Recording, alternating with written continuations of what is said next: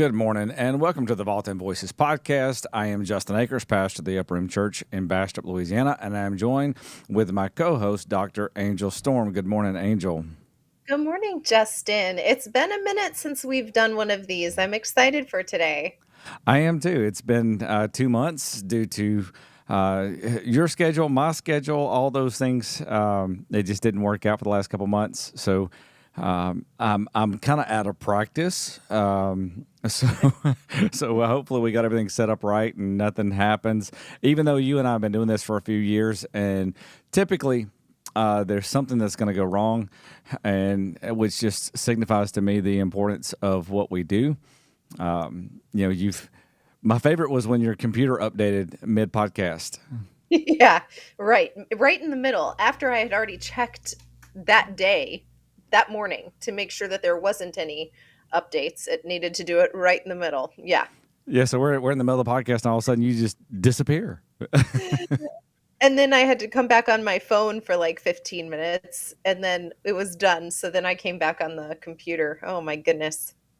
It's always something. It's interesting. So For anyway, sure.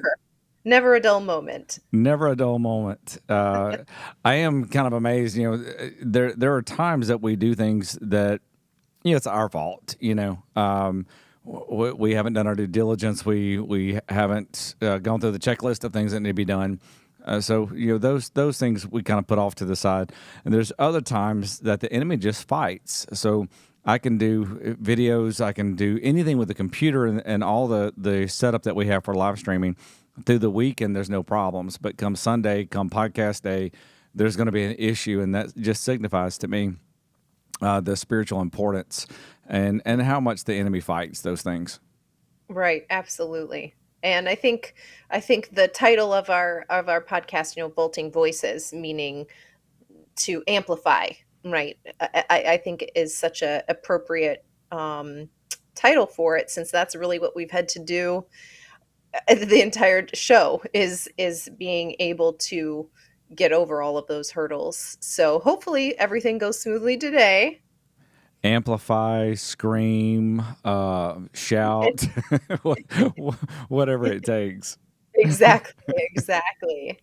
So it's been a busy summer for both of us. What it has, do you want to talk about any kind of thing that you've gotten revelation over, or any kind of thing that you've come to the realization over the summer, or do you want to talk about what God has been speaking to you lately? Where do you want to start? I don't want to say like a revelation that I've gotten over the summer necessarily. We're in this place of transition, and so all of us, the body of Christ, the world. I mean, I was talking to Mark the other day. It's been a few weeks. We were ministering together, and he was talking about the elections around the world. 75% of the world is coming into elections this year, and we've never seen historically any time that percentage of the globe is actually having elections. Now, some of these were scheduled, and they just happened to coincide. Many of these, or several of these, were actually emergent elections that were not planned due to government overthrows and situations. So 75% of the world is literally electing new officials this year. And we're talking about, the actual head leaders, the presidents, the prime minister, so forth. And so we have 75% of the world that is making a choice to change direction or solidify the direction they've been going. And so we're in this place spiritually that each of us are in a place of choice. We're in a place of decision, and we're in this transition. God is moving us into the next phase. And transition is very uncomfortable. This is where we go through this period where God begins to shake things up, and He begins to remove the old so that we can make room for the new. And so old mentalities, old habits, old mindsets, all these things that we've been able to carry with us for a season, they can't go into this new season. And so we've gone through this time where there's a shaking, there's a rattling, things are being surfaced. In the last 6, 7, 8 months, I've witnessed personally and with people in our church that God literally is just shaking things, and things are coming to the surface that we're having to deal with. Some of these things are areas that we need healing in, some that we need deliverance in, some that we need breakthrough in, but they're being serviced so that they can be dealt with, because God is transitioning us into a new season. And it's a very exciting season, but it's a very difficult time to transition. Hmm. Yeah, absolutely. And what do you think is one of the best things, or what can people do to be partnering with God during this transition season? What are the things that they need to keep in the forefront of their mind, and how do they avoid kind of getting swept up in the seeming chaos of things? Honestly, the hardest thing we can do, it's humility. Mm, It is literally coming before the Lord, bare. Jesus said, come unto to me like children." And so when we come to the Lord and we understand, we have this concept, God knows all things, but yet when we come into prayer, when we come into this place with the Lord, we still try to hide things, so as if He doesn't know, even though we know He knows. So this place of humility, that when those things surface, instead of trying to argue about them or justify them, I know you deal with this a lot. I deal with this a lot when we're dealing with people and we point out things. Immediately they go into justification. Well, I did that because, or I'm this way because. Who cares why this happened? I don't mean that crudely. I mean that in the sense of we don't need the justification of why these things are happening. We need to understand that it's happened. So let's not look at the past and justify and reason, oh, this person did this. I'm this way because my mother treated me bad, or my father treated me bad, or this person, that person. Forget about that part and release them, but come before the Lord with complete humility and brokenness and say, God, just transform me. Don't just fix me. Don't just change me. Transform me. I want to be healed of the past. I don't want to learn how to cope with the hurts. And I don't say any of this to belittle the things that we've gone through, mm, because people can hurt you deep, and those hurts are real, mm, and they sting. But instead of focusing on the crutch of this happened to me, let's just come before the Lord with complete humility and say, Lord, transform me, heal my heart, heal my soul, heal my mind, and transform who I am. And we're transformed by the renewing of our mind. That in Romans 12:2, when it says, "Don't be conformed to the world, but be transformed by the renewing of your mind." That word "transform" is metamorphosis, and it means to literally be changed into something completely new. And when we come under the blood of Jesus Christ, He changes us, but not in the sense of the ability to cope with something or just have a different mindset. He literally transforms, He metamorphoses us into a new creation. We are a new creature, a new creation through Jesus Christ. And when we come with that humility, and to me, I think that's one of the hardest things is just to be completely humbled and not have to justify something, not have to reason with our decisions or our past. And when you look at your past and you try to justify all this stuff and try to make reason for it, literally God wipes us clean. It's like we're trying to explain ourselves, and we don't have to explain ourselves to God. He just embraces us, and He's like, I want to wash the dirt of the past off. You don't have to justify this. I understand where you were. I understand what happened. I understand why you did what you did, or why you have felt the way you have felt. But I love you, and I want to free you from all of this baggage. So I think the biggest thing is just to come before the Lord with humility, and allow God to supernaturally transform us. I lost your audio. sorry, that was my fault. I was looking something up and I had pressed the mute button on my mic. Yeah, I like what you just said, supernaturally transform. Um, One of the things that I was getting ready this morning, and I just feel like exactly how you've been saying, like there's just been so much chaos going on around, and it can be really easy to get sucked into, this is going to be my new identity, this is Hmm. my new lifestyle, this is my new like point of reference in identity for the rest of my life. I need to just learn how to cope or manage Hmm. the whatever the situation is, right? I've been doing it for so long now, or maybe it's a generational thing. So, my mom or my dad or my grandma or whoever has been dealing with it, and this is just how I have to be. One of the things that you said too is like coming with humility. So I was getting ready this morning, and I just felt the Lord say, it's going to be so quick, so Hmm. instant shifting, turning of situations.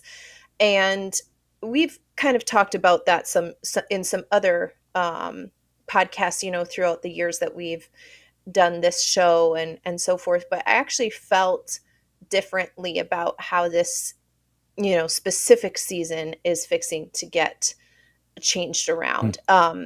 One of the things that God actually said to me, go look up the story of the burning bush, because in it is a key about transitioning and turning around the situation. So it's Exodus 3, if anybody wanted to go look at it. It says that Moses was tending the flock of Jethro, his father-in-law. So leading up until this point, if people remember, Moses was actually very high up in the Egyptian governmental system. He was educated by Pharaoh. He was living in Pharaoh's house.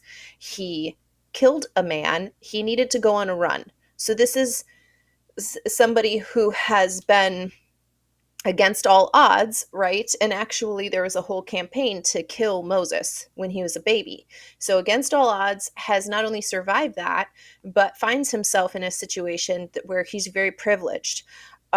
However, he's still identifying himself with the past, with his lineage. And so he sees a slave, an Israelite slave, being mistreated. He kills the Egyptian, mistreating the slave, and has to go on the run. While he's on the run, he meets a woman and marries her, right? So now he's a farmer. He's a shepherd for his father-in-law. This is what the word says. It says that he had led his flock to the far side of the wilderness. He was not only a farmer, he was in the far side of the wilderness. He wasn't a little bit in the desert, he was on the far side of the wilderness. Where think about how far you have to be on the far side of the wilderness. Um, and it says that the angel of the Lord appeared to him in flames of fire from coming within a bush. Moses saw through the bush that was on fire, and it didn't burn up. And so he said, I'm going to go over and see this strange sight and why this bush does not burn up. What God was speaking to me was, in this moment, Moses had found himself in a lot of chaos. He had kind of gotten comfortable in his new position of being a farmer. He's so comfortable, in fact, that he's on the far side of the wilderness with his flock where he led them to. The word says he led his flock to the far side of the wilderness. So he was very comfortable exploring and going whatever direction in the far side of the wilderness with his sheep. What he had to do wasn't just turn and look at the bush. He had to turn away from the thing that he had gotten comfortable identifying himself in, what he had grown Mm. to become his identity. He had to turn away from something in order to shift your attention onto something. It by nature means I must abandon the thing that currently has my attention, the thing where I'm currently learning how to identify myself, the thing that I'm currently getting my source or my energy, my the thing that's fueling me in this season. I have to leave that behind if I want to actually turn and look at something else. So it doesn't just mean I'm going to look at something else over here and kind of glance at it and give it a little attention, but soon enough I'm fixing to give it back to my flock over here. That's not what happens. And um, in fact, in this conversation that Moses has with God, leading as he turns away from his flock, he he's told all of the things that are fixing to happen. Now you're going to do this. You're going to become this. And in this whole conversation, Moses is saying, how will I be able to do it? Right? Because who are they going to say that you are? Who should I say sent me? How will I be able to do any of these signs that you tell me I'm going to do for Pharaoh, and so on and so forth? So in this moment, Moses not only has turned away from his flock and is engaging fully, his full attention, his full investment is in this conversation that he's having with God. God is instantly transforming everything that Moses knows, not just the things that he thinks he knows about the Israelites. He didn't grow up with them. He didn't grow up with them, but he somehow knew, I need to tell them somebody's sending me. How will they trust that you're who you are? How will they Hmm. know who's sending me? God also tells him, now put out your stick, and it turns into a snake. This is the first sign.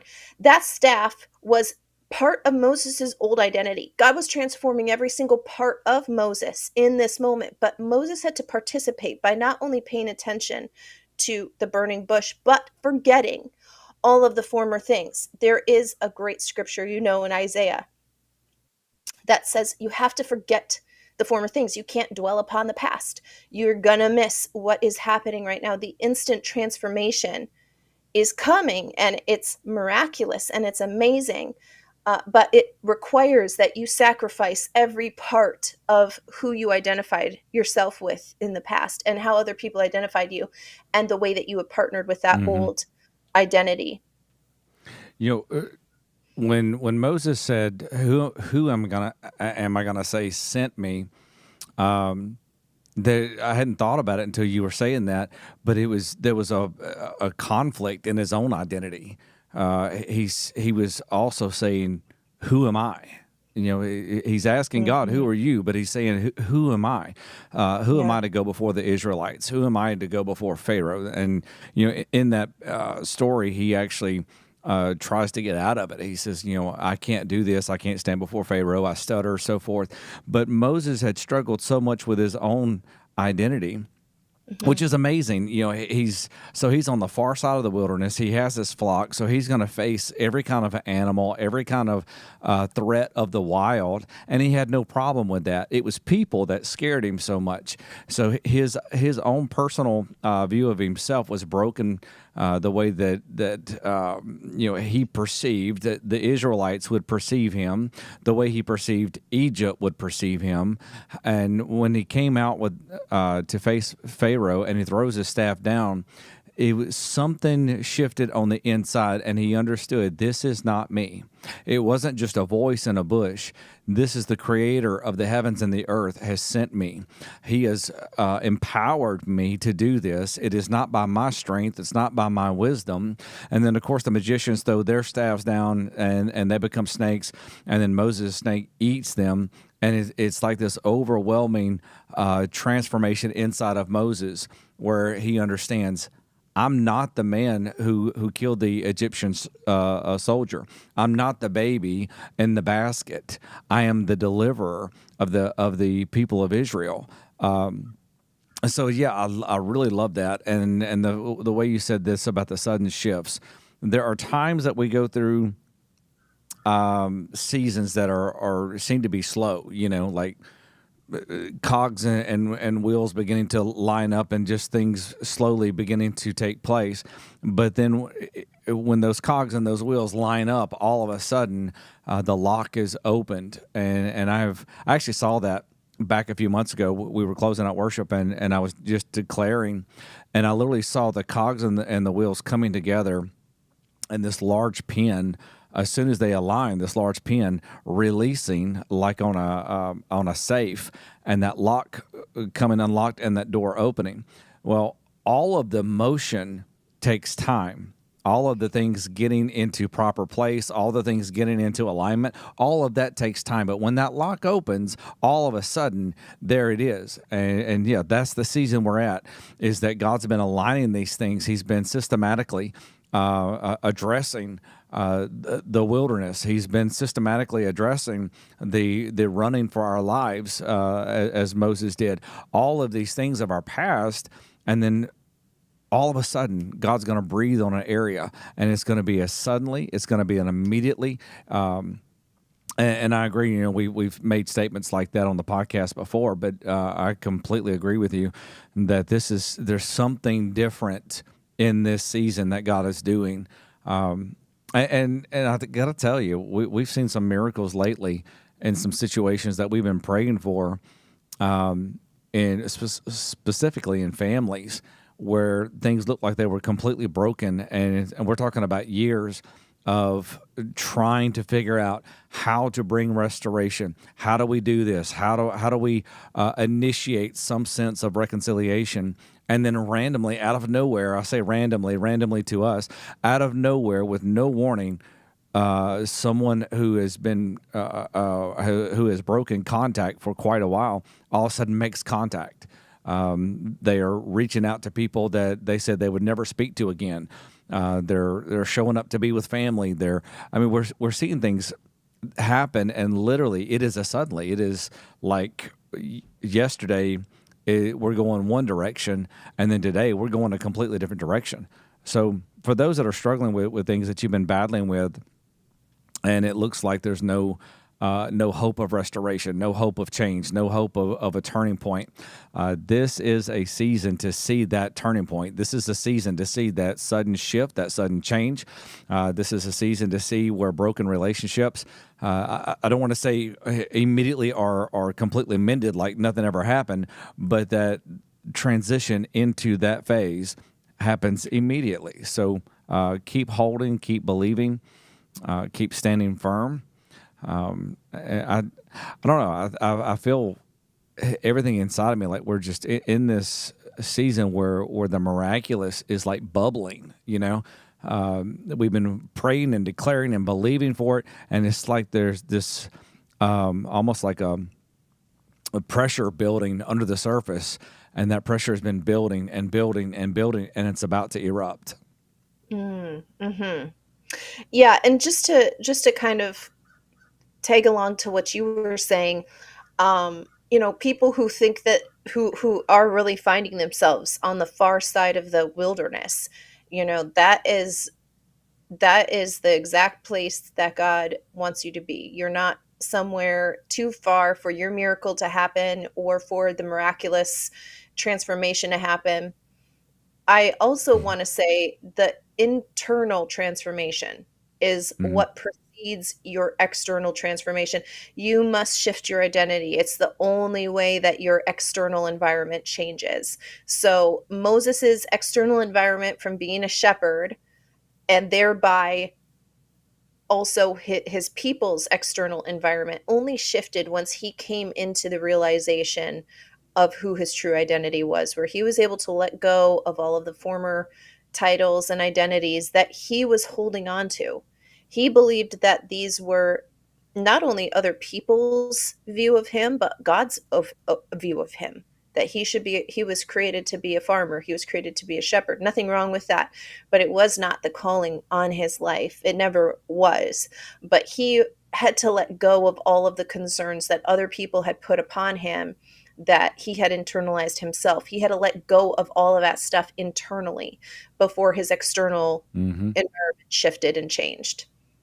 You know that internal transformation. Sometimes when we're looking at something or going through something, we focus on the external, and that's what religion is. You know, Right.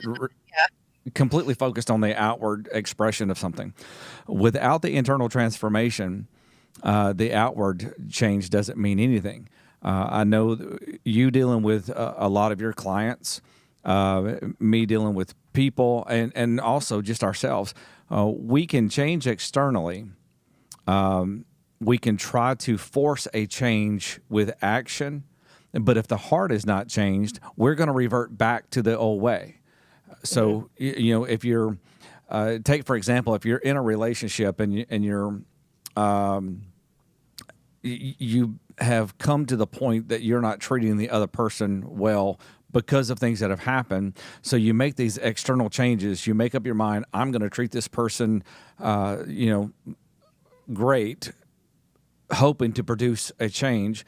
But if it's forced, if it's external and your heart hasn't been changed, then, after a few days or a few weeks and there's no results, you're going to immediately go back to where you were because the heart was never changed in relationships and in eating habits and exercise, any of it. Because, I mean, when you start going to the gym, we have this idea that it's like it is on the commercial. I used to watch these Bowflex commercials, and you'd have this guy that was kind of overweight and out of shape, and then in this 60-second commercial, by the end of it, he's built, he's ripped, and he's bowed up. And so they give this idea that, man, you get this Bowflex, and you work out 3 times, and you are going to be built. But that's not reality. It takes months and years of consistency to see those results. So the only way that you can commit to months and years of consistency is if your heart's changed, if something changes on the inside and say, I'm tired of being tired. I'm tired of these of the results of the old ways, and something changes internally and you commit to something. So in terms of relationships, whether that relationship with God, that relationship with spouses, that relationship with family, something has to be changed internally. And when there's a lot of hurts and a lot of rejections and all of these things from the past, then you can try to forget those things and push them back. You can try to cope with the feelings and all of these things in order to change your actions now. But ultimately, all of these hurts are still there. So the moment something happens, you immediately revert back. And while you've tried to cover up, 5, 10, 15 years worth of hurts, the moment this person does one thing, all of a sudden 15 years worth of hurts come flooding back. You have to be healed back here. In internal transformation, you have to be healed. You have to be delivered. And then when you're different, you will respond differently. Then all of a sudden, because you're a different person. So when Moses was in Egypt, he killed the Egyptian soldier, and he runs for his life.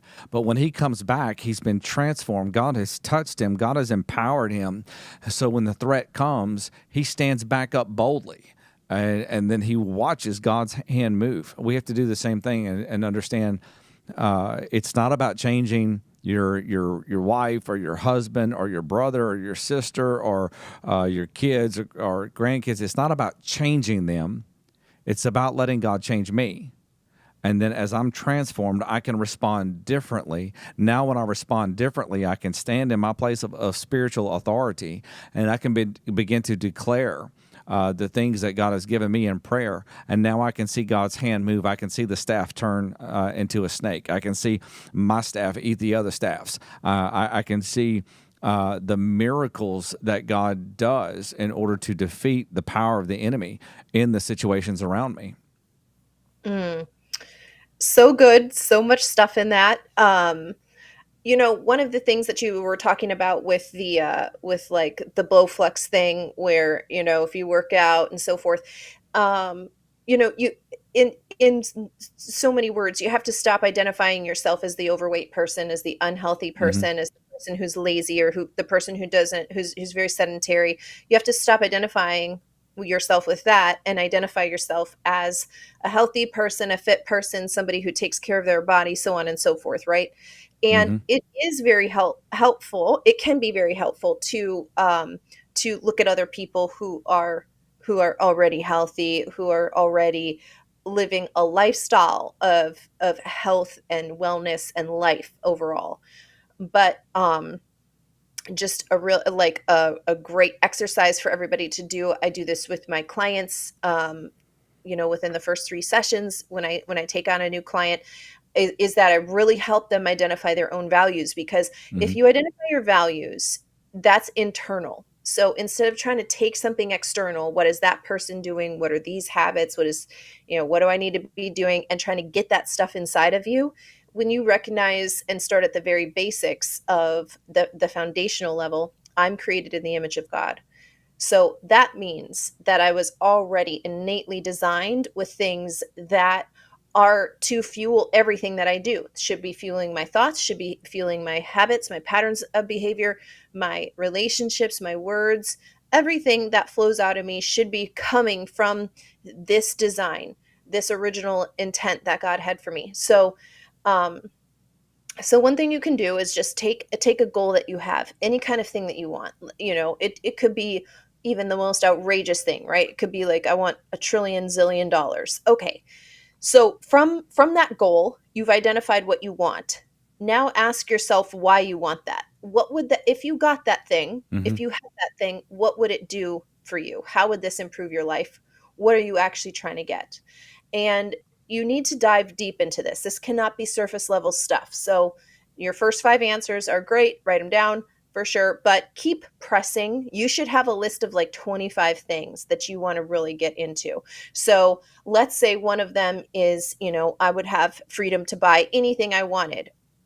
You want to also make sure that you're phrasing these in the things that you will have, not the things that you don't want. So, in other words, if I'm saying I want $1 trillion, my reason for having that should not be to not be in debt. Okay, that's a negative aspect. It's something I don't want. I don't want debt. Well, what do you want? I want freedom to buy whatever I want. Let's say that that's one of them. Okay, keep going, pressing into what is that? What does this look like for you? Why is it that you want this goal? I want security. I want stability, financially in my life. I want to be able to travel, and then when you have listed all these things out, really ask yourself why you want those things. Why do you want security? Why do you want to travel? Because it'll help you get to what the things are that really are important to you. I want to be able to travel because I want to make memories with my children, my grandchildren, or my great grandchildren, or my nephews or nieces, or whoever it is to you. I want to travel in order to make these memories. When you start realizing that today you can start living in harmony with your values, when today you start making memories with your children, not when you have $1 trillion, Hmm. but today you can start living in harmony with your values. That's when your internal world starts shifting, and your external world will naturally shift too, because it's very natural for it to line up with the things that you say that you are and the things that you want, because you're doing them now. You recognize that I have the power to do these things right now. Well, how can I add security into my life then when I'm making a decision? And I'm going to come back finish up this exercise here in just a second. But if you can say, okay, I want security in my life, then the next time you're at the store and you're buying the junk food, or you're spending money on something where it's like, hey, it's just an extra 20 bucks. Hey, is that actually in harmony with your values? Is that providing security for your family, for you right now in this moment? You start actively looking at your actions and your decisions, and you start making them line up with the values, because you can actually do that right now. You don't need to be waiting for this external thing to happen. And a lot of people really need to grasp this, because you'll start seeing how much of a hypocrite you are. It's one of the things Hmm. that I do my own self at least twice a year, go through my values, and then find out where I haven't been living in harmony with them. And by the way, you need to do this for every area of your life. You will have different values for different areas of your life, and that's normal and natural, and you should, in fact, um, have that. And then once you have this list, again, you need to press deep. The first 5 things tend to you think they're important. Your conscious mind is saying to you, these are important to me. I want security for my family. But in actuality, the things that you really deeply, deeply want, your true values, are going to be found on like their number 20. And so after you are done doing this, I want you to start at the top and just pick the first 2 things that you have listed. Ask yourself, if you had to pick only one of these things, which one would you choose? So if you had to choose security for your family or making memories with your grandchildren, which one of these things is most important to you? And just put number 1, That's label them what hard. number 2. It is hard, right? You're going to have to do a little digging. You're going to have to get to know yourself a little bit more than what you think you do when you do this exercise. And so you just keep going down the list. And this is such a great exercise. Again, I do this with my clients within the first 3 sessions that I start taking a new client on, because it's really important that they know themselves, actually, not just who they think they are. A lot of people think they know who they are. Oh, I'm an honest person. I'm a whatever person. But when it comes down to it, they're not honest with themselves. It turns out that they're not doing these things. And because there's so much disharmony in who they know they're supposed to be and how they're actually living, that's what's causing this chaos. There's disjointness outside of them in their external environment because it's a match for what they have already created on the inside of them. Internally, they've been creating this chaotic environment. Your external world must manifest that, must make into being your internal world. That is how everything was set up to do. God first thought of the world, he first thought of everything that he wanted to have, and then he spoke it out and it came out into existence. So we're creating that image. And so really I encourage people to go through this exercise at least twice a year, again, for every 7 areas of your life. I think in somewhere in one of our other podcasts, we had this like little training that I had put together on the 7 areas of life and growing a tree of life from these Mhm. 7 areas. We can put the link, I guess, again in this podcast if you want for people to go get that. But after you're done doing that tree of life exercise, I really encourage you to take those 7 areas that are listed inside of that and go through and do your values for each one of these things, because then it's going to be easier for you to learn how to live in harmony with your own self. And if you have a family, do it together as a family, and you're going to learn how to love your partner better, your children better, your whoever you're living with better, and because you can honor their values. If you're living with somebody who values authenticity, that means that you need to be authentic, even if the situation is hard, even if it's hard to have a conversation about it, or it's a difficult thing to bring up or whatever. You're honoring them and the way that they were created by honoring their values. So anyway, that's a little tip there. Okay. If you saw me reach for my phone, I wasn't texting. I was actually jotting some things down as you were talking because you went through a lot on that. Yeah. Yeah. Yeah. Um, Yes, it was very quick. so let me start with this. I was praying about some situations the other day, and I literally saw people walking around with like a poster board or a cardboard block on them, hanging around their neck like this big necklace, and it would have a label, rejected, abandoned, worthless, thief, whatever label the enemy has tried to put on someone, and they carry this label.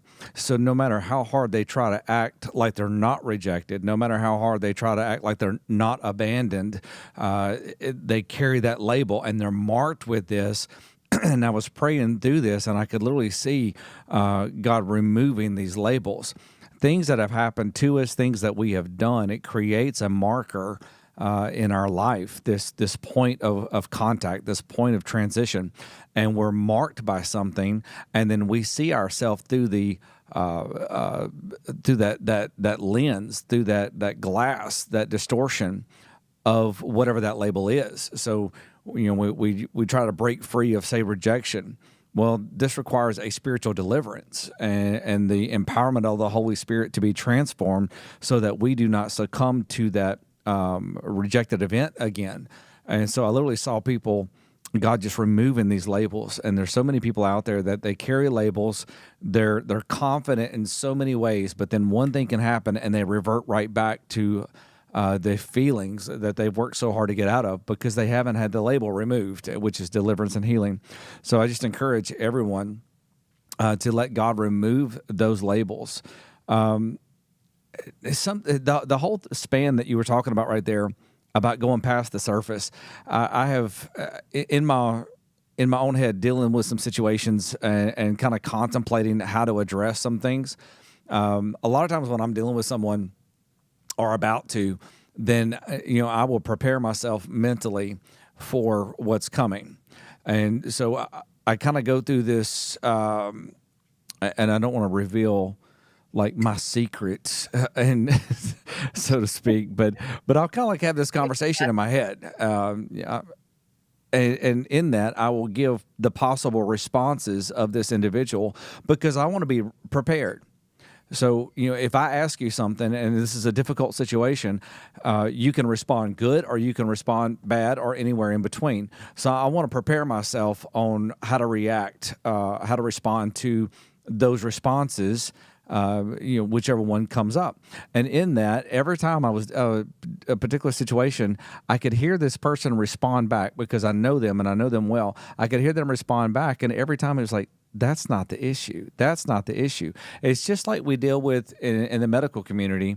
You go to the doctor for something, and the doctor is not looking deep to find out why this is happening. He's looking at what can I prescribe you to alleviate the symptoms. And so often when we're addressed with something, we're looking at the symptomatic issues. We're looking at the sniffles or the itching. We're not looking at actually what causes the sniffing, what causes the itching. We're looking at just how do I get rid of the problem.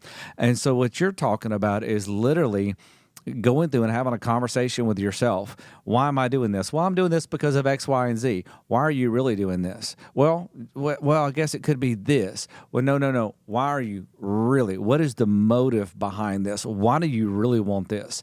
I think the exercise that you went through, I'd encourage everyone to look at the timestamp on the video and go back and re-listen to that a few times, because we have to stop and ask ourselves, the true depth of what is my motivation. I know that every time I have a difficult conversation with someone or faced with a difficult situation, I go back and I replay this in my head over and over and over, because I want to know, why did I respond the way that I did? What provoked me to respond that well? What provoked me to respond that bad? What was the issue? Where is there something in me that needs to be fixed, or is there something in me that needs to be built on right there? And so when we go past the surface, why do I do this? What is my motive? What is driving me? And then we can understand Proverbs 29:18, a people without vision, a people without prophetic sight, a people that do not know where they're going, they cast off restraint. So as you were talking about, like, setting goals, somebody wants to be fit. And so they have this idea in their head on what they want to look like and what they want to feel like. But then they go to the grocery store and they're picking up everything on the candy aisle. That is not conducive to get to this goal. And so that prophetic sight governs our actions. And when we don't have that prophetic sight, then we cast off restraint spiritually, emotionally, naturally, in every aspect. We begin to cast off restraint, and then any road will do, because we don't really know where we're going. So I think that exercise, I would just encourage everyone, go back and listen to that section and understand that we have to examine ourselves. As a pastor, I pastor myself first.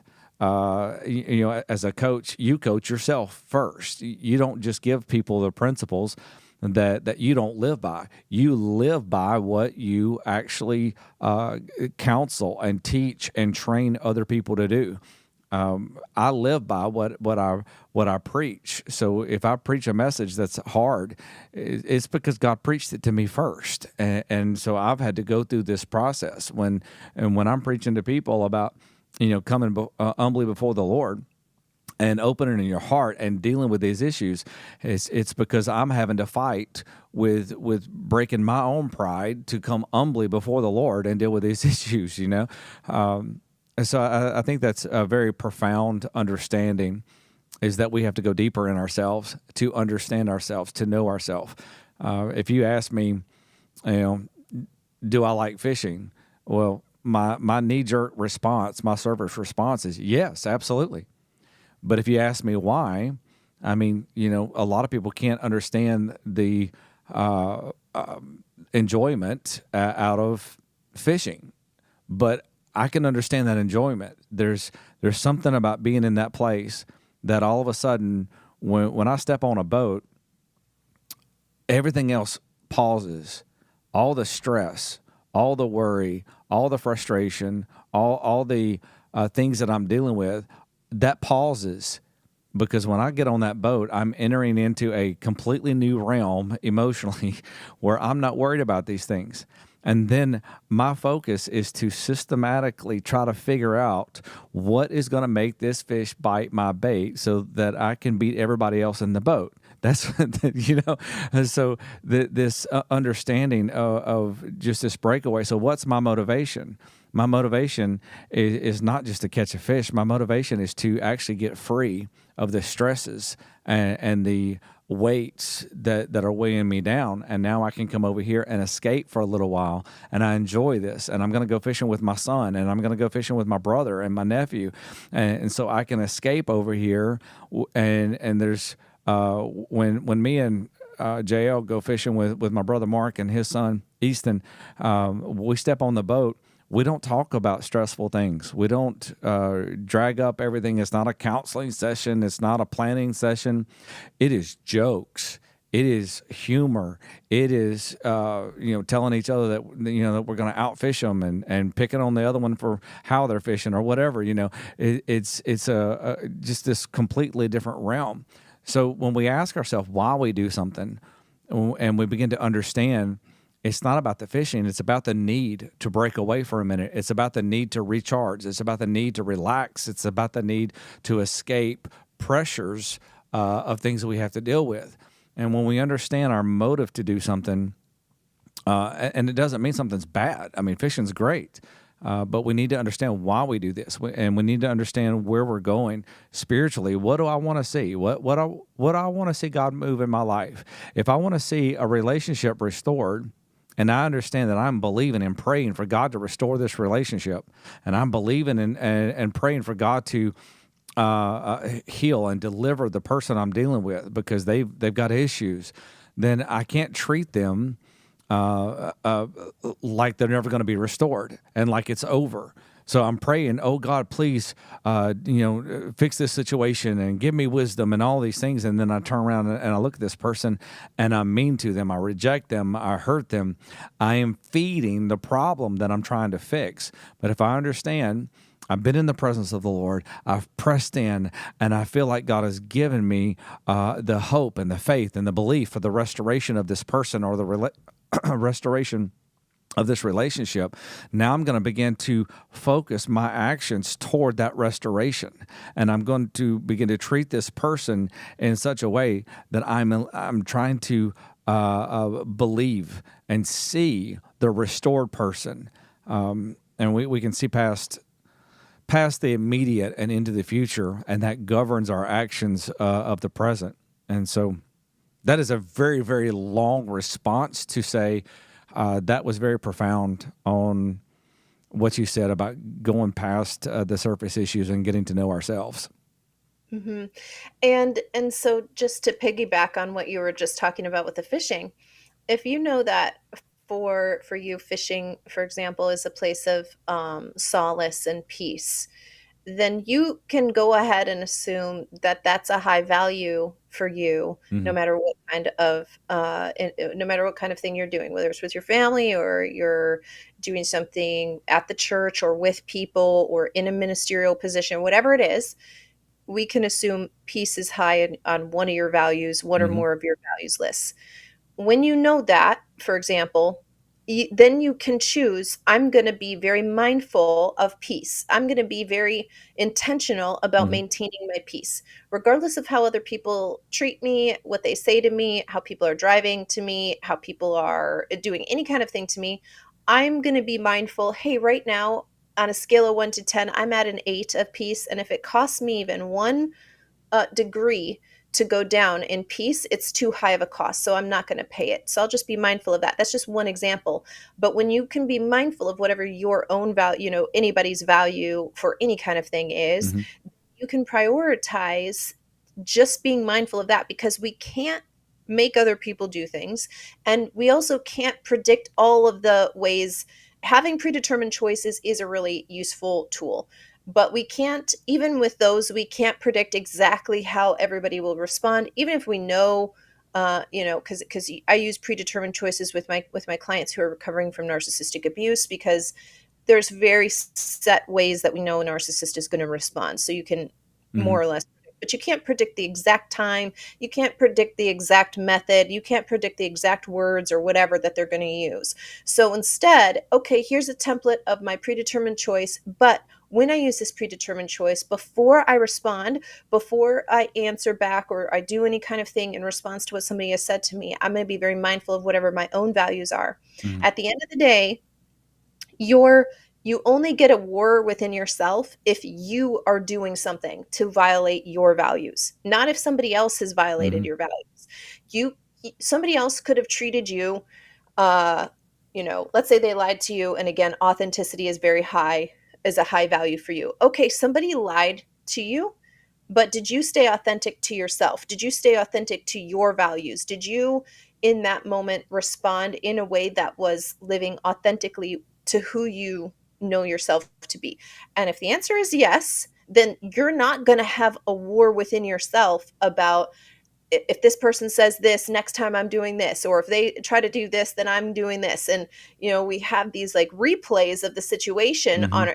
going on in our heads only because we violated our own values. So once we recognize this is what's happening, I can go back in and I can see, hey, what was my value actually that I violated in that situation? Okay, I've identified it. Now I've identified it. So now when I move forward, I'm going to be more mindful of that value, and really making sure that I'm living in harmony with that value. It's not enough to just say, don't eat the snacks or don't go down the candy aisle when you go to the grocery store if you're trying to lose weight or you want to be healthy. You have to know why you're doing that. You need to be saying consciously to yourself, I'm treating my body with respect today. Today I'm choosing to love Mhm. every single one of my cells, and I'm going to give them nutritious uh, food that's full of life that will actually be my medicine today, instead of choosing something that's poison for my body, right? So you need to live in heart when you're conscious about that, instead of just trying to force your will, like discipline your way into healthiness. Yeah, you could do it. It's going to be very difficult. It's a hard road to do that. And it's hard to hold that territory that way. If it's just discipline, Mhm. discipline, discipline, discipline, it's not coming with this ease, this natural transition, this way of life, this flourishing that just naturally happens. The tree doesn't need to say to itself, oh, today I'm really going to grow. No, the tree naturally does it. How much more are we than a tree? And so Again, when that's the difference between religion and transformation. Yes, exactly. So when you can naturally allow this unfolding to happen, you're just essentially not stopping what God already set up to do naturally, before you decided to get involved with all of the justifications and the reasonings and all of the things that we try to put in there. Well, this is how it goes and this is why I'm doing it. Like if you just get out of the way and allow that natural healing process, that natural unfolding process, that natural growth to happen, and to be aware of this is why it's happening. When you're able to do that, that's when you see these really quick transformations. And this is why people can go from being literally uh, in such a depression that they don't even feel like they want to be on the planet, to being successful within just a very short amount of time in something new that they take underway, because that was who they were the whole time. They Mhm. just let go of this old belief system, and they started recognizing, like, no, that's none of that is true. That's all a complete lie. When they let go of that lie and they start partnering with the things that are true, with the things that are already within them. Like, you can't change it. When you start doing that, it can happen so quickly. I've seen it all the time. And we're constantly baited into something. The enemy constantly baits us, and again, this is where transformation has to take place. So, if I make a decision, I'm going to eat very healthy, and so this is. I'm going to say I'm not going to put sugar into my body. I'm going to eat clean and all this stuff. And then you turn around and Chick-fil-A starts a new banana pudding shake. That's a bait, and so that's what happened. And by the But way, no, the banana pudding shake from Chick-fil-A is very good, for those that are wondering. But you have to stop and understand where the transformation is. And when you understand I'm being transformed and I'm believing God for the transformation in a situation, and that begins to govern it, then all of a sudden, when somebody let's say for example, you're dealing with a relationship that you're believing in restoration for. They're going to do something that's going to provoke you. Guarantee they are going to do something that's going to provoke you. And so you're believing for this restoration, you're believing for God to fix this, and then they do something that provokes you. Now you have to stop and say, okay, what's governing me? Is the belief for restoration governing me? Is the transformation that's happening in me governing me? Or is my need for emotional satisfaction in this moment governing me? Because if I need to be satisfied emotionally, then I'm going to respond or I'm going to react. I'm going to pop off and to put them in their place and to show them that I'm right. And I get that immediate gratification that I got to tell you I'm right. But it's completely adverse to the belief of restoration, the goal of restoration. And so when we're governed by that, then there's a lot of times we're in situations that we will walk away from. We won't respond to the provoking of the other person. We won't respond to the provoking of traffic or whatever. We walk away from those situations understanding that the enemy is trying to bait me into this trap, and I'm not going to take the bait. And so when we really come down and focus to the internal transformation of Jesus Christ. The Romans 12:2, be not conformed to this world. This is very interesting. Mark and I were ministering months ago, and he did some extensive research on the word conform there, and it literally means to breathe in the spirit of the world. And so when you think of that, you're either breathing in the spirit of the world or you're breathing in the breath of God. That's the two choices that we're faced with. And when you breathe in that spirit of the world, when you breathe in the motivation of the world, when you breathe in the influence of the world, then you're going to exhale that. But when you're breathing in the breath of God, you're going to exhale the breath of God. And that idea of just complete transformation.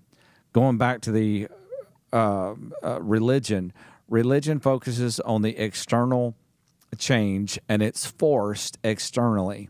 Don't do this, don't do that, don't do this, don't do that. All of these things, it's this heavy-handed self-discipline and all of this, and it does not work because it does not have internal transformation.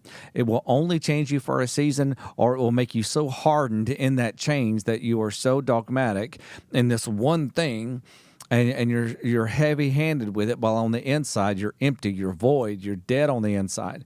Transformation can and will produce some of the exact same external looks, but completely different motives. So as a believer, as a Christian, there are things that we don't do. But I don't not do these things because of this religious force externally. I don't do them because I've been changed on the inside and I no longer have a desire to do these things. So religion is a bondage that forces you not to do something that you actually want to do.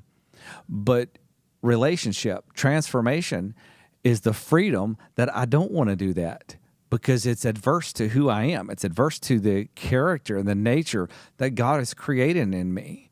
And when we allow God to transform us, and again, it comes back to coming before the Lord humbly, confessing to the Lord our weaknesses, and allowing God to show us our strengths, allowing God to put His identity. He's the one that formed me. He's the one that created me. He's the one that designed me.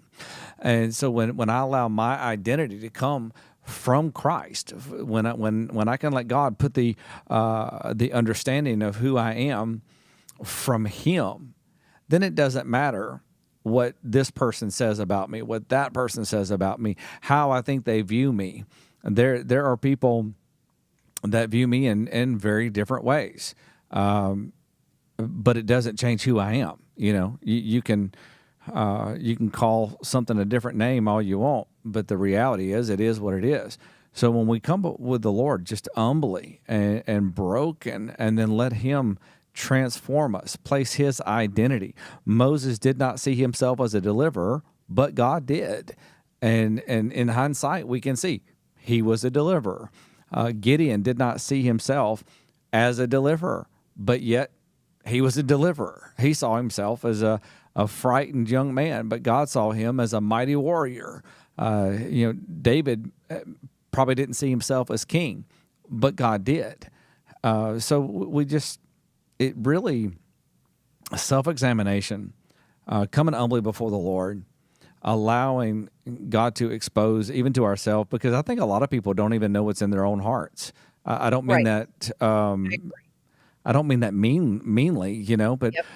all of us, we have these surface things that we put up, and we Hmm. really don't stop to really get in down deep. Why do I feel this way? Why is this hurting me? Why do I treat this person this way? These kinds of things. And if we can delve deeper and deeper and deeper, because we make excuses. There's a difference between an excuse and a reason. A reason is stating a cause and effect. There was a cause, there was an effect. That's a reason. An excuse is a justification for something. When we make excuses, it's really because we know we did it for the wrong reason, and we're trying to find this excuse to justify why we did it. But if we can go past and really begin to learn ourselves and know ourselves, then we can say, okay, I understand why I did this. I understand my motivation. I understand what caused me to do this, what was driving me. And if it's a good thing, great, build on it. If it's a bad thing, Lord, change me, transform me. I don't want this in me anymore. Yeah, absolutely. And I really like when you were talking about most people don't, because that was actually going to be another point that I was going to make. Most people don't know what is actually going on inside of them, who they actually are, because we're very driven by a by external things, by external pressures, by external timelines, and we don't take time to be slow in the moment. When we are present in the moment, we're able to actually pull ourselves out of the moment and kind Hmm. of see a 30,000-foot view of what's going on here. Because actually, all of those frustrations or irritations, and especially if you find them happening over and over and over, it's a cycle that is an opportunity to get broken. But if you don't see it like that, if you just see it as something that you need to like bulldoze through, you need to just push on through this last thing and get it out of your way, you're missing the opportunity to really have this transformational moment so that that thing will never bother you again. Hmm. Literally at the end of the day, fast forward to all of the external things changing for Moses. God told him, "These Egyptians that you see today, you'll never see again. These ones, you're fixing to break this cycle. This is going to be done and done and done. We're not doing it again." If you're not paying attention, but it was a long process of all these little irritants that Moses really had to look at, starting from, do I look at this burning bush and turn away from this job that I'm supposed to be doing, that and I need to be doing this thing, and this is my identity now, and so on and so forth, all the way until and he's making excuses the whole time. I'm not a Hmm. good speaker. How about Aaron comes with me? And by the way, Aaron never speaks, but God's like, sure, he can go with you. And Don't you love that? yeah, I do love that because it was never Aaron's job, but God's like, okay, whatever, like get in the right environment. Because see, that's another thing too, is why sometimes it doesn't work for other people, is because you're trying to do it just like that other person did it, instead of really looking to see, like, hey, you know what, I actually need a helper. Do I really need a helper? No, but in my head I think I need a helper. If I don't have a helper come with me, I'm never going to go. I'm never going to put myself in that position. Multiple times he had to go back in front of Pharaoh, multiple times, doing this whole thing again and again and again, right? And so, but every time he was allowing those irritants to come out of him, those false beliefs that were trying to keep him away from his destiny, until finally it was that time where, okay, these things that you've been dealing with, you're never going to deal with them again. And I just encourage people to really be paying attention to the moment, because those irritants that you're facing, that constant cycle of something going on, that's the opportunity for you to really have a different perspective on it this time, so that there can be a real transformation. Because the truth is, once you're truly transformed, that stuff isn't going to bother you again, because it just doesn't have a place. It doesn't. Hmm. You just don't care about that anymore. You're just not giving it a second thought. It's not stealing any energy or attention or effort or whatever from you, money. peace, any kind of thing that it's stealing from you, it just stops doing that because you stop paying it.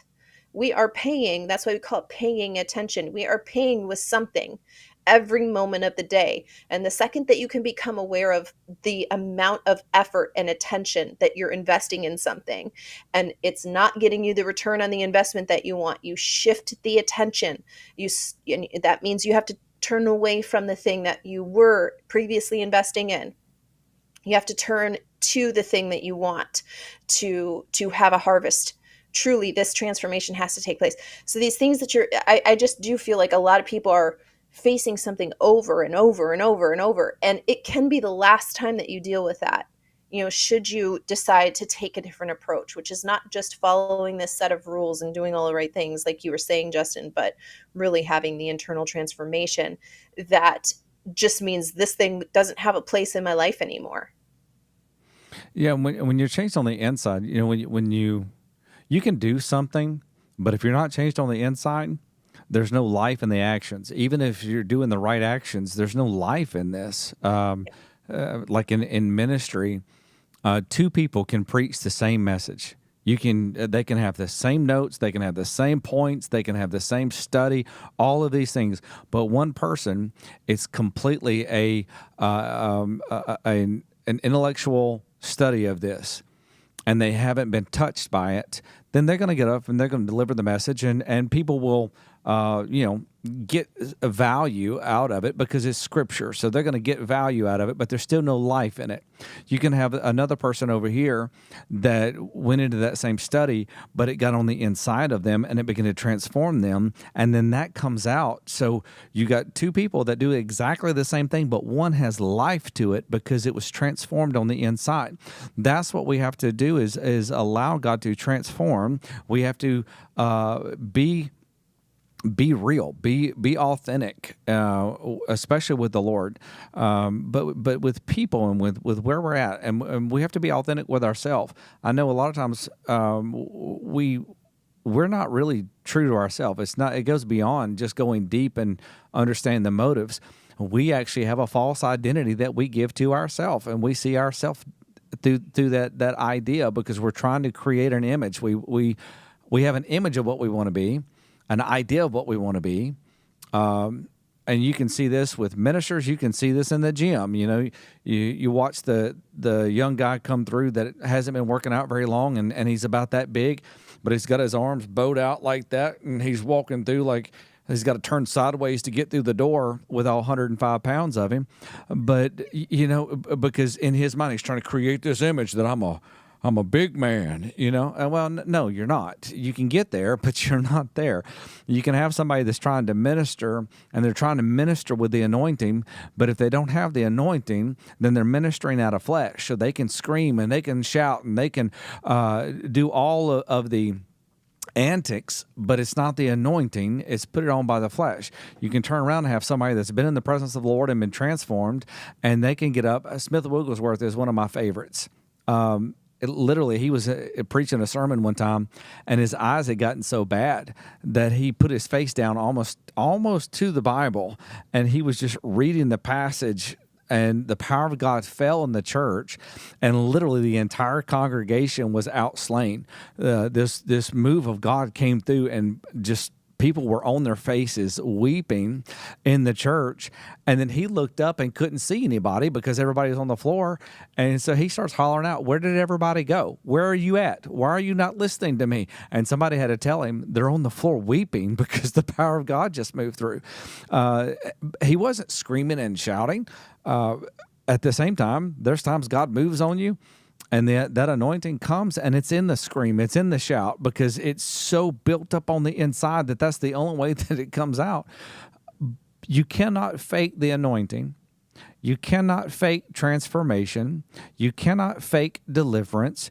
You can try and you can get away with it for a little while, but when the heat comes, when the pressure comes, when reality hits, it's going to expose it. The only way is to be truly transformed by the power of a living God.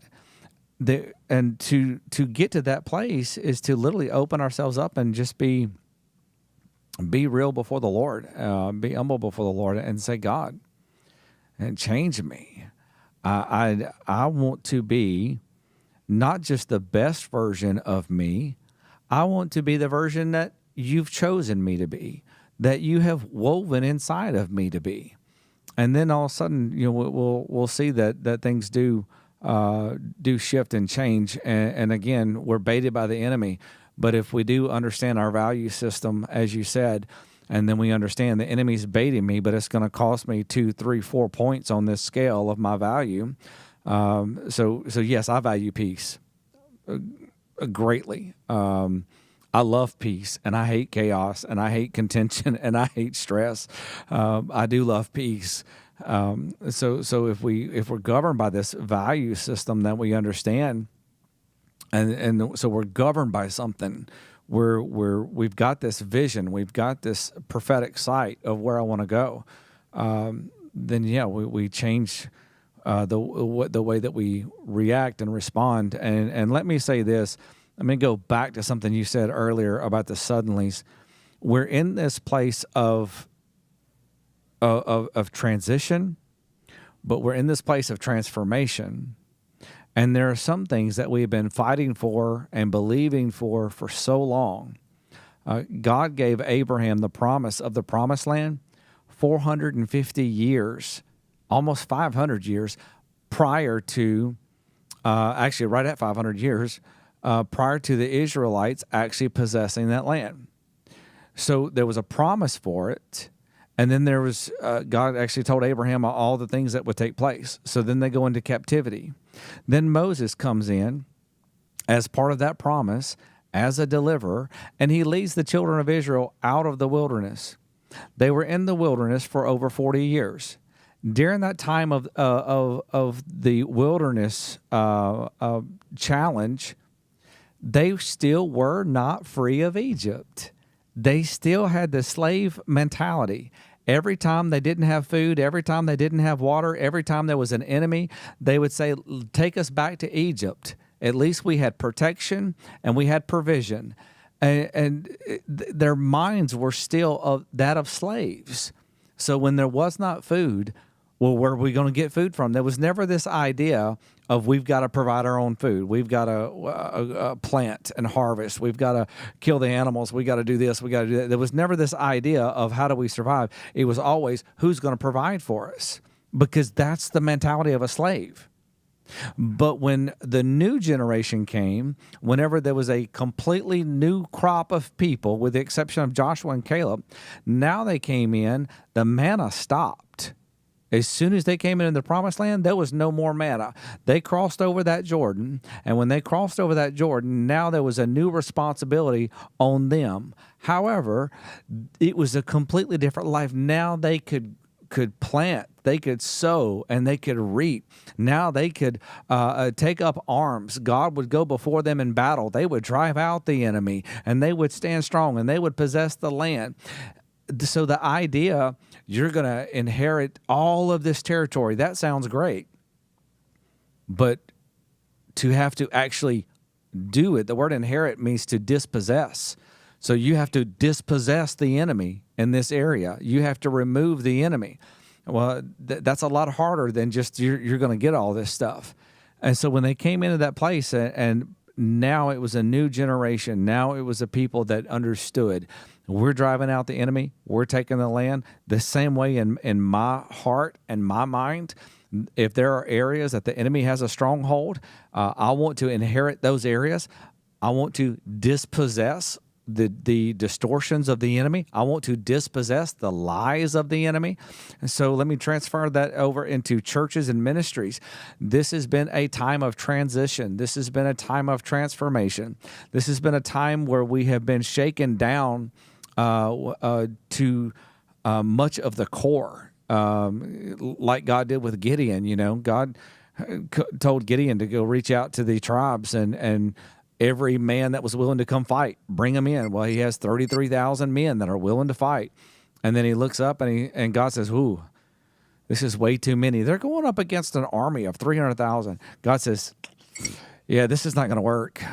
We got 33,000. We got to get rid of some. Tell everybody that's scared to go home. I would have hated to be Gideon in this whole deal, because I would have been thinking, oh, we only have 33,000. How are we going to do this? And then God says we have too many.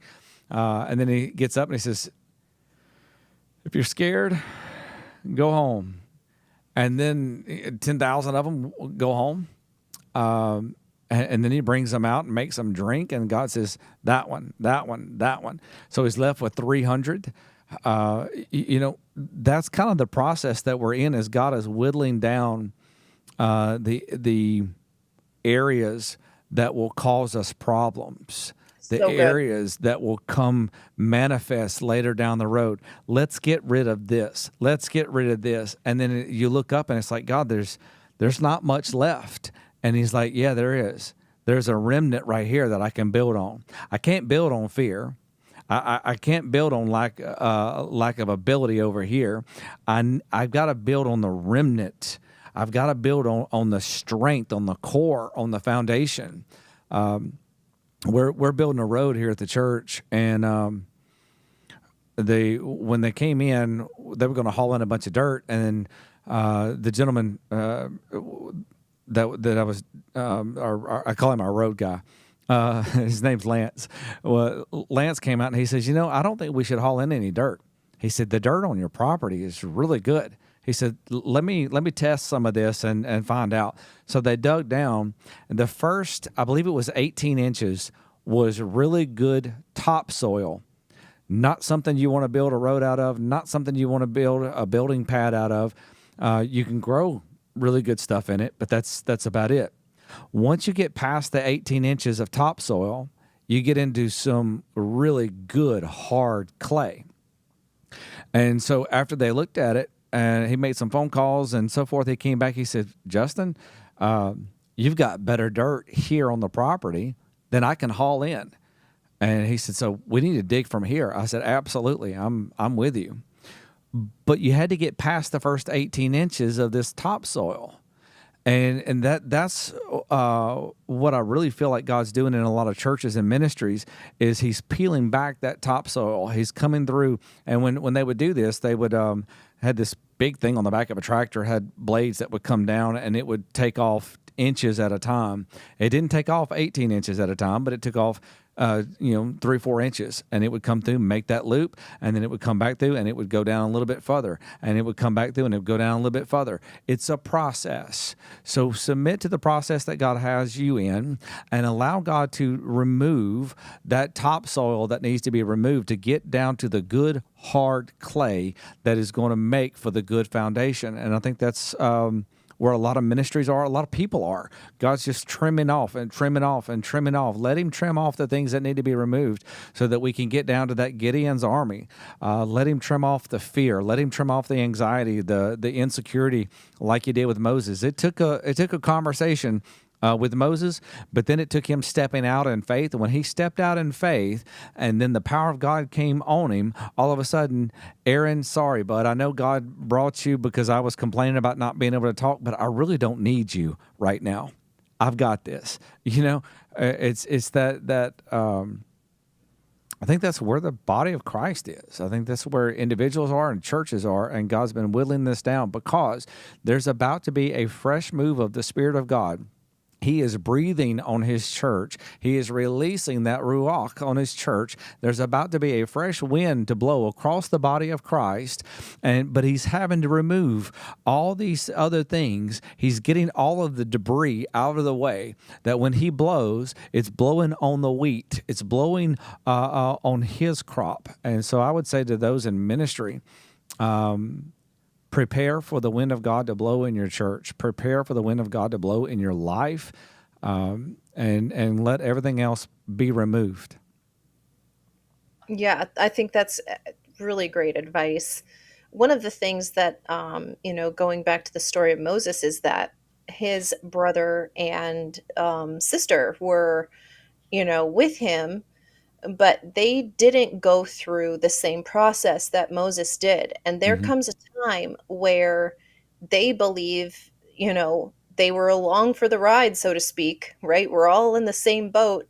And so we should be having a different type of reward or position. than what Moses has, and we should be having more say in what's going on. And it's things like this where it's a very dangerous situation, that the further that you get, right, the more up the mountain, the closer and deeper that you go, is that these impurities hold more of uh, um, a, a weight to them that will cause destruction if they're not dealt with now. I recently was doing some pottery, like on a pottery wheel, and one of the things that they'll tell you is that if you don't press the clay hard enough when you're doing it on the wheel, when it goes to get into the kiln, you have to fire it after you've shaped it. If you don't do it hard enough, there will be little air pockets in there, and the heat can actually get in there, hit with the oxygen, and make the entire piece explode. Wow. So not only will the piece be destroyed, the vessel will be destroyed. It can be dangerous for people, working nearby and so forth. If they're happening to take in out the pottery, that's why they leave it in there for so long. And so sometimes I think that people feel like, yeah, I've been doing this long enough. I've been in this cycle for so long. I've been going through this purification process, and I'm sick of it and I'm tired of it. But, at the end of the day, there's a real reason to it. You don't know what the damage is, the destruction is that can happen, that will happen. In fact, it's set up that way, right? If we don't go through this process. So I definitely agree with what you're saying, that there's this, it's all unto something. It's unto this point, and God's trying to That's make sure it. that it's all prepared in a certain type of way, so that there's the least amount of damage, least amount of destruction, least amount of any kind of thing that's being ruined, that there's a point of no return at some point, right? And so I think that all this, a little bit of at a time, a little bit at a time, a little bit at a time kind of thing that you're talking about with the topsoil goes in perfectly with this, where it's the mercy and the protection of the Lord to allow you a little bit of a time, a little bit at a time in this process, so that when it actually comes time to get in the fire, it's not unto your own destruction or the destruction of those around you. Because, in Moses' situation, the more his internal identity shifted, the greater the external environment shifted. Hmm. And just like you said, just because you got a different environment doesn't mean you're a different person now. Instead of being in a different environment, they weren't slaves anymore, yet they were thinking like slaves. Who's going to do this for me and who's going to do this for me, right? And we had onions and leeks back there.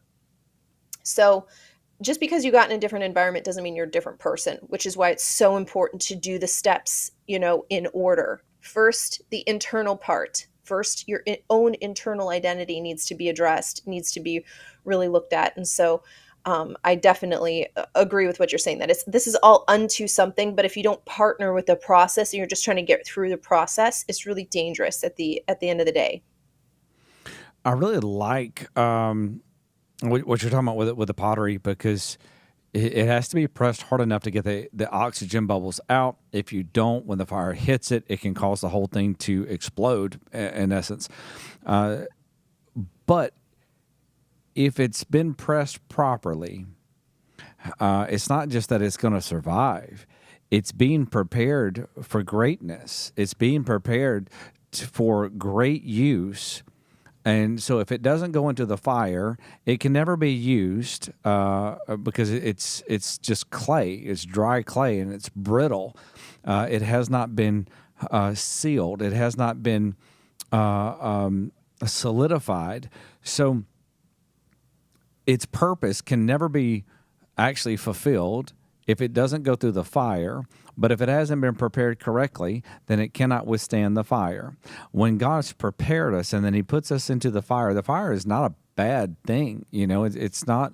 I mean, there are times of adversity, absolutely, but the fire is just the intensity. It's the heat. And when we've been prepared properly and we come into that fire, now we're being constituted for great use. And everybody's in their own process. You're in your process. I'm in my process. The people that I minister to are in their process. The people you coach and train, they're in their process. And not everybody's process is the same. We're not in the same place of our process. So don't judge someone else based on their process. Just help strengthen them get through their process. Yeah, that's And right. and don't Maybe fear the fire.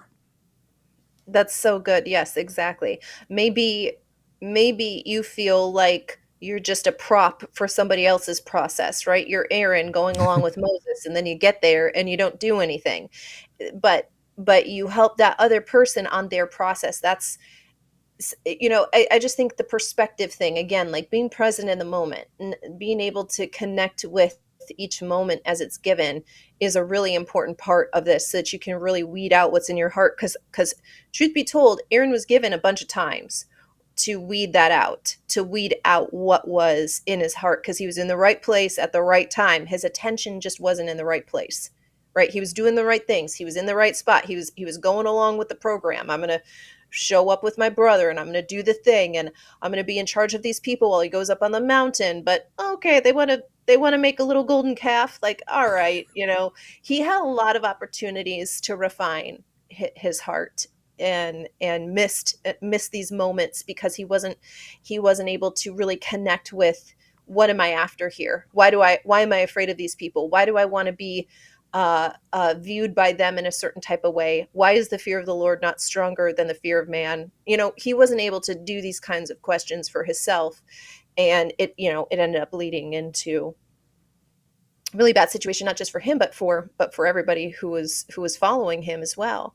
Another thing about the pottery too, which is so interesting, is that when they give you the clay, it's just a ball, and they tell you that you can't when you start shaping it, the whatever you just make first, like you spin it around and it's now a circle or whatever you made, cannot be the first thing that happens because there's number one, that clay didn't get mixed around enough to go in the fire, and number two, there's going to be air bubbles in that first one that you're not going to be able to do it. So instead, you have to bring it up and then you have to push it back down. So you have to Hmm. smash out everything that you just made, and you have to do this multiple times in order to get the clay the consistency chemistry wise that is going to be good enough to go into the fire and make it through the fire and then turn into something that you can use later on. And so I feel like it's such a good analogy because I think there are a lot of people who are like, my things are destroyed and now this is, and every time I think I'm going to get a leg up or I'm going to get a little bit ahead of the game, something comes and it takes it away from me, right? And I'm starting again. But all of those things are part of the process to make it like the perfect consistency, the perfect right chemistry for the next step. Um, and there's a great passage, I love it. It says that we're just vessels, we're jars of clay, but the Lord hid his treasures in us anyway, right? And I love that because when I was going to the pottery place, I made like a little bowl so I could put my jewelry in, like, by my nightstand, and then I made a vase for flowers. So all of those things that I did.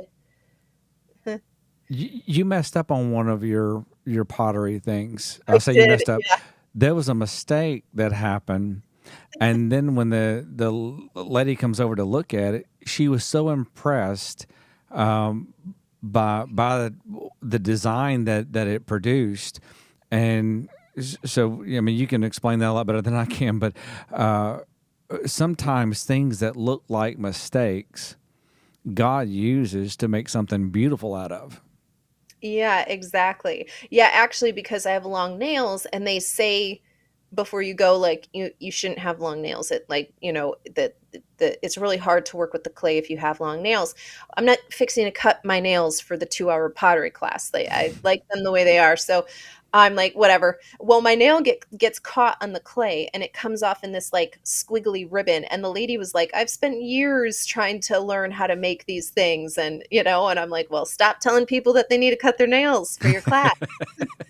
You'll do it in 2 seconds, no training.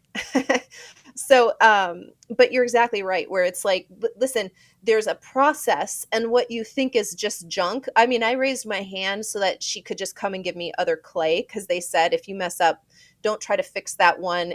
You're not at the level to be able to reconstitute the clay because of that, because of those air bubbles that I was telling you about. It's more common that if you don't spend enough time moving it back up and down, that there's going to be air bubbles. And in fact, somebody else in the class was like, no, I'll just do it, and they did. And they said, well, we can tell from looking at it, it's not going to work. And they took a string and cut it in half so you could see the inside of it, and there was all these air pockets in it.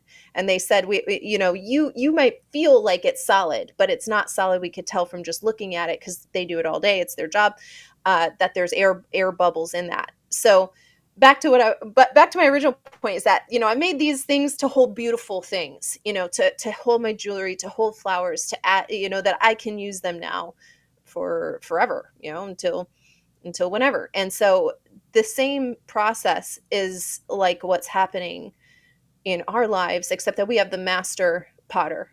We have someone who knows exactly what they're doing, who knows exactly how to fix every mistake, who knows exactly how to see where those air bubbles that would Hmm. later become the hindering block, the stumbling stone for us, to get those out right now. And so when we can relax into the process and allow the process to and partner with it, again, living in harmony with your values really does this, because instead of fighting every single thing that seems to come your way that you don't like, you're really able to help refine yourself through whatever circumstances come, whether it's good ones, bad ones, indifferent ones, doesn't matter. You're using all the things unto your own good, unto your own development, unto your own perfection.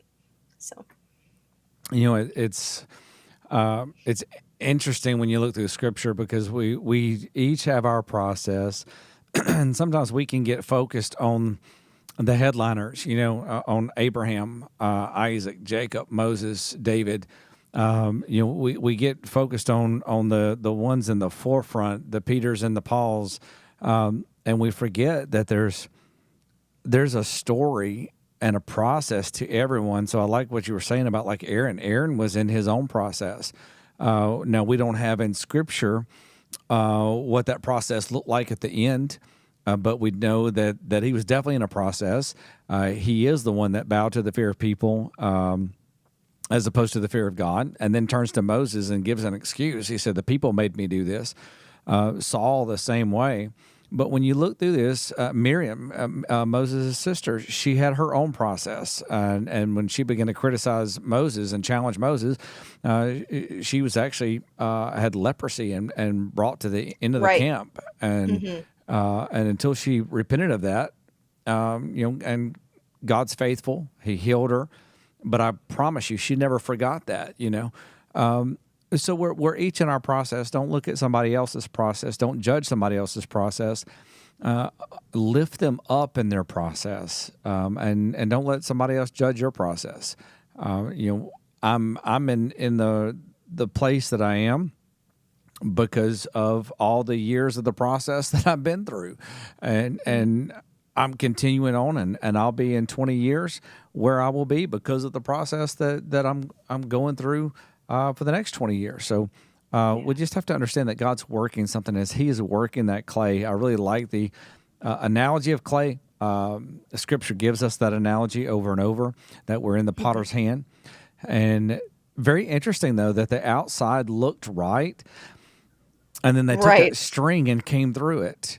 That's very interesting. Again, going back to religion versus transformation, because religion can make you look right, but if it's cut open and you can see the inside, there's a lot of air bubbles that are going to explode once the fire hits, once the pressure hits. So yeah, I want to encourage anybody watching this. I've heard for years, I hate religion, I hate religion, I hate religion, and I get what people are saying. So I'm not arguing with the statement, but there's so much animosity toward anything religious. But there's a difference in between a religion and a religious spirit. And that's a religious spirit. It's a bondage, is what a religious spirit is. It is Mhm. absolute bondage. It is not of God. It is the same spirit that Jesus stood against with the Sadducees and the Pharisees. And it's all about man-made transform or conforming, not Mhm. God-given transformation. Uh, this is why Jesus looks and he says, "They're going to come to me saying, 'I cast out demons in your name. I healed the sick in your name.'" And he's going to say, "Depart from me. I don't know you." Uh, that's what religion. In the sense of that religious spirit, that outward external conformity, that's what it gets you is depart from me, I know you not. But internal transformation, that is when God touches on the inside and shapes and molds. And if you ever look at someone and think they're perfect, you're wrong. There's no perfect people out there. That's right. And when you look at someone's life, and you mentioned this a while ago about looking at people that are successful in different areas. If you want to get in shape, you look at people who are already in shape and so forth. That's great as long as you're looking at it toward motivation and not toward envy, because you look at somebody that's wealthy. Oh well, I wish I had what they had. Well, you haven't paid the price that they paid. You haven't gone through the process they went through. Mm. When you see it as motivation, in the sense of they came from nothing and now they're something great, man. Just receive that motivation as far as somebody can do it. It's been done. But never let envy, never let jealousy, never let the hard feelings come in when you're looking at somebody. You can look at a church or a minister and say, "Oh, I wish I had a church that size," or "I wish I could speak like that," or whatever. Be you. Be authentic to who you are. I am who I am, and I talk about Mark a lot. Me and Mark are brothers. He is, if he's, I know he's watching earlier. If he's still watching, he's much, much, much older than I am. So, no, he's 5 years older than me, and we look very similar. Our voices are very similar, or used to be. I think my voice has been strained over these last few years, but uh, we sound a lot alike. There's a lot of similarities, but we are completely different. I don't try to be him. He doesn't try to be me. If he tries to minister like I minister, it would be a constant struggle because it's against his nature. If I try to minister like he ministers the same way, but yet we're very similar. But we have to be true to who we are. And each of us, we have to be true to who we are. But the only way we can know who we are is if we begin to find our identity in Christ who is in us. And so, again, going past the surface down to the deeper place of understanding who we are, understanding where we are, understanding the needs that we have, what areas of our life need to be touched. I am continually I continually see areas of my life that God needs to touch, and I don't know that we'll ever. How about this? For me, I don't know that I'll ever stop seeing those areas until I'm off of this earth and in heaven, because there's always something to be transformed. And so when we come into that place and God begins to highlight things, and sometimes it's very uncomfortable. Sometimes God highlights things and it's like, God, I didn't want to see that. There's ignorance is bliss. I'd rather not know. Uh, so, but he highlights these things so we can be transformed, and the more we grow, and the more we allow the transformative power of Christ in us, the better we become, the stronger we become, the more wise we become. So Mhm. it's just a very, very good time to allow God to transform us. It's a very good time to see miracles in people's lives, breakthrough in people's lives. There have been many people that have come to that place of that flooded Jordan, and they've wanted to cross over. They have desired to cross over. They've tried to come up with methods to cross over, but God hasn't parted the waters yet because the season wasn't there. And so many of you are in a place of a time of preparation where God has been preparing you, but the waters are about to part and you're about to cross over. So just be encouraged that it's coming. I was praying the other day, and I literally felt like God was saying it was like a delivery truck. You order something, and depending on who you order from, they give you an estimated arrival time or date.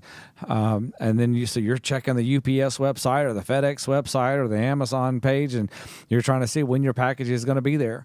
And then eventually it says out for delivery. And that's what I saw in the spirit, was like God was saying, you've been believing and believing and believing, but now it's out for delivery. Here it comes. It's not on your doorstep yet, but it's in the truck and it's on the way.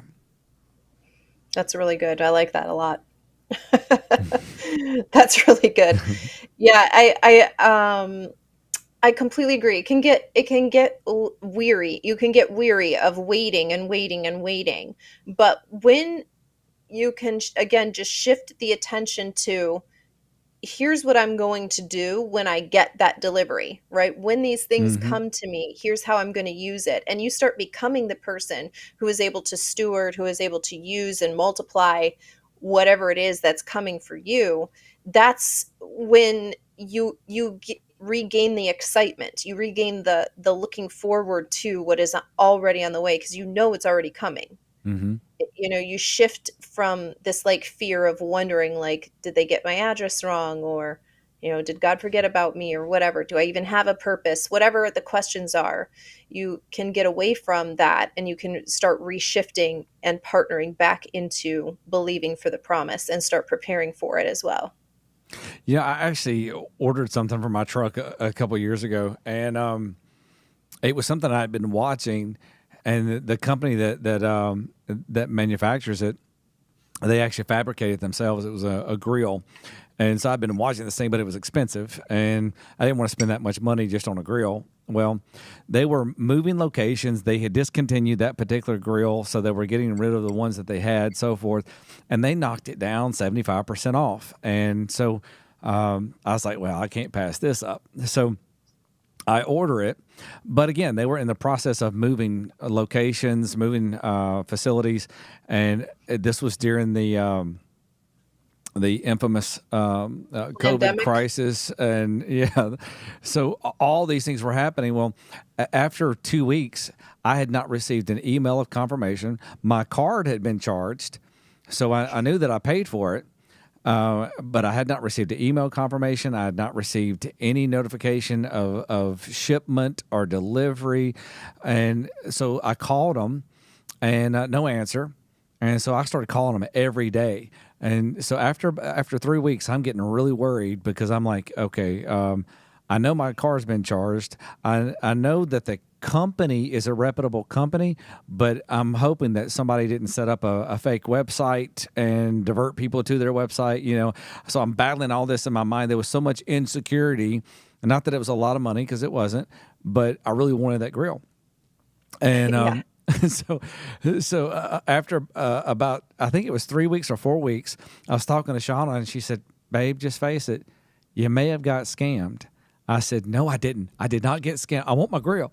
So I'd been emailing the company, so forth. And then after about 4 weeks, this lady emailed me. She said, "Mr. Akers, I am so sorry. We've been in the middle of moving the businesses, and with the pandemic, we've had so much difficulty.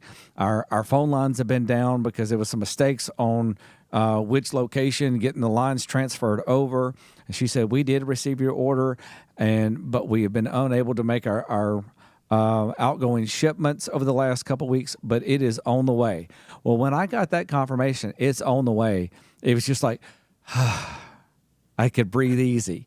3 days later, I've got my grill in. So for the first 4 weeks, I'm worried about whether I just wasted the money. But once I got that confirmation, now in my head, I'm looking at how to put this on my truck. How do I install it? How do I get the old grill off?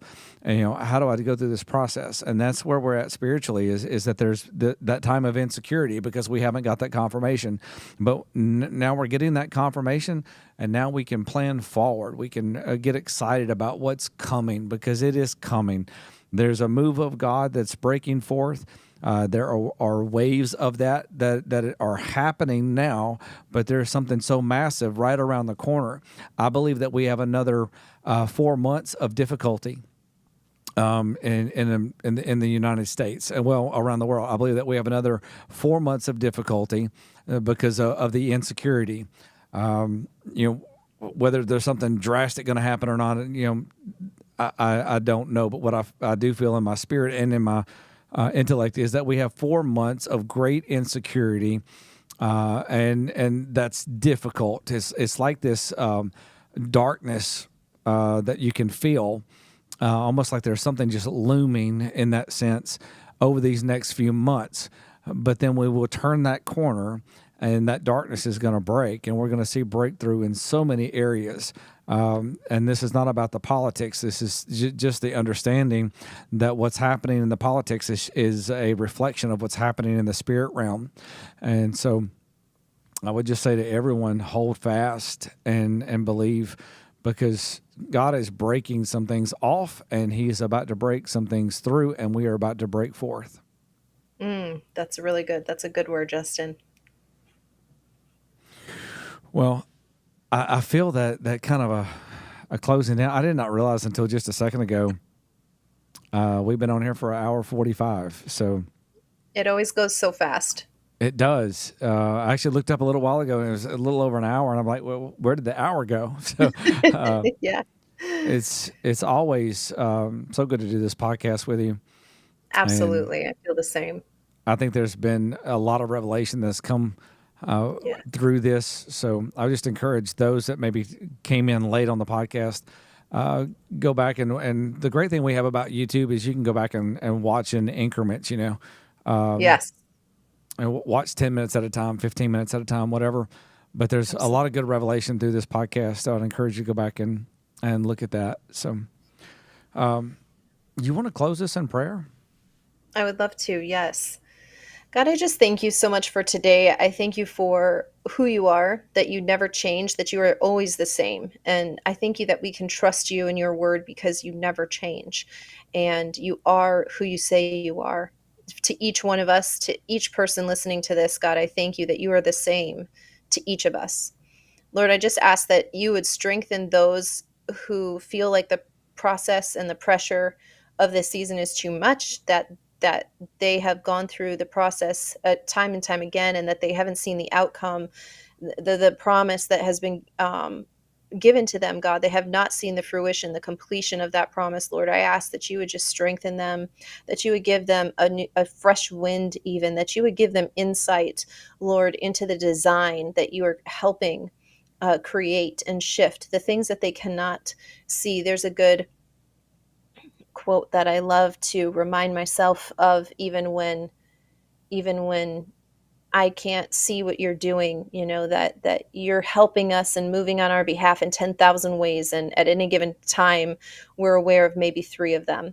So Lord, I just ask that you would remind uh, the people in the process, the people who are being feeling the pressure of being molded, the people who are maybe even seeing their external environment shift in a way that looks like it's being destroyed, God, that you would help them to see that this is all part of the process, that you waste nothing, that everything is perfect in your hands and in your eyes, that you are making it all work out into something that's even more beautiful, more profound than they could think of in their intellectual mind and even in their imagination. Lord, wow, how amazing that is. And God, I ask that you would help us shift our attention, our focus away from the identity of the past, the former things, God, the things that have lie behind us, and that we are able to shift our eyes into what you're doing now. The now moment, Lord, the burning bush moment for each of us, the new identity that you are speaking to each person